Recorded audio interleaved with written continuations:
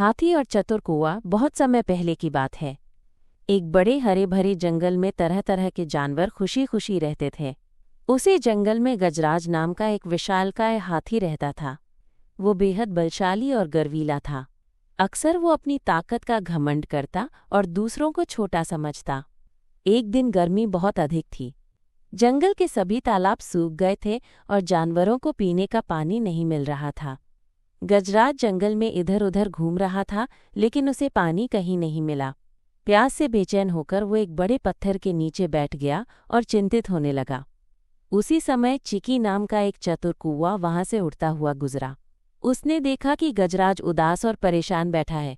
चिकी नीचे उतरा और बोला, गजराज भैया, आप इतने चिंतित क्यों हैं? गजराज ने भारी आवाज में जवाब दिया, प्यास से मेरी जान निकली जा रही है। पूरा जंगल सूख गया है और कहीं पानी नहीं मिल रहा। तुम्हें क्या पता, तुम तो छोटे से पक्षी हो। चिकी मुस्कराया और बोला, भैया, आकार से नहीं, विचार से फर्क पड़ता है।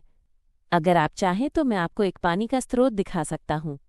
गजराज को विश्वास नहीं हुआ, लेकिन उसके पास कोई विकल्प नहीं था।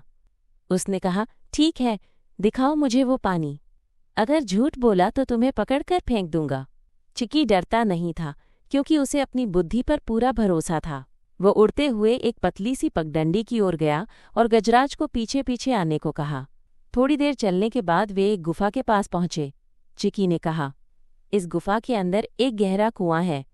वहां ठंडा और मीठा पानी है, लेकिन तुम्हें थोड़ी मेहनत करनी होगी। गजराज ने गुफा में झांका और सचमुच वहां पानी चमक रहा था, लेकिन कुआं बहुत गहरा था। वो समझ नहीं पा रहा था कि कैसे पानी निकाला जाए। चिकी बोला, चिंता मत करो, तुम पेड़ से एक लंबी बेल खींच लाओ और मैं अपने दोस्तों के साथ मिलकर उसे कुएं में डाल दूंगा। तुम ऊपर से खींचकर एक बाल्टी से पानी भर सकते हो। गजराज ने वैसा ही किया।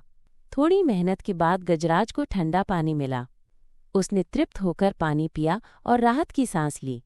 उसने चिकी से कहा, तुमने मेरी जान बचाई है छोटे दोस्त। मैं सोचता था कि ताकत ही सबसे बड़ी चीज़ है, लेकिन आज तुमने दिखा दिया कि बुद्धि और सहयोग भी उतने ही जरूरी हैं। चिकी हंसते हुए बोला, गर्वीला वो नहीं जो ताकतवर हो, बल्कि वो जो अपनी ताकत का उपयोग दूसरों की मदद के लिए करे। उस दिन से गजराज का व्यवहार बदल गया।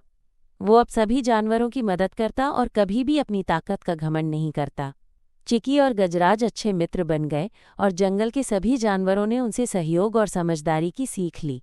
कहानी से शिक्षा, बुद्धि और सहयोग बल से भी महान होते हैं।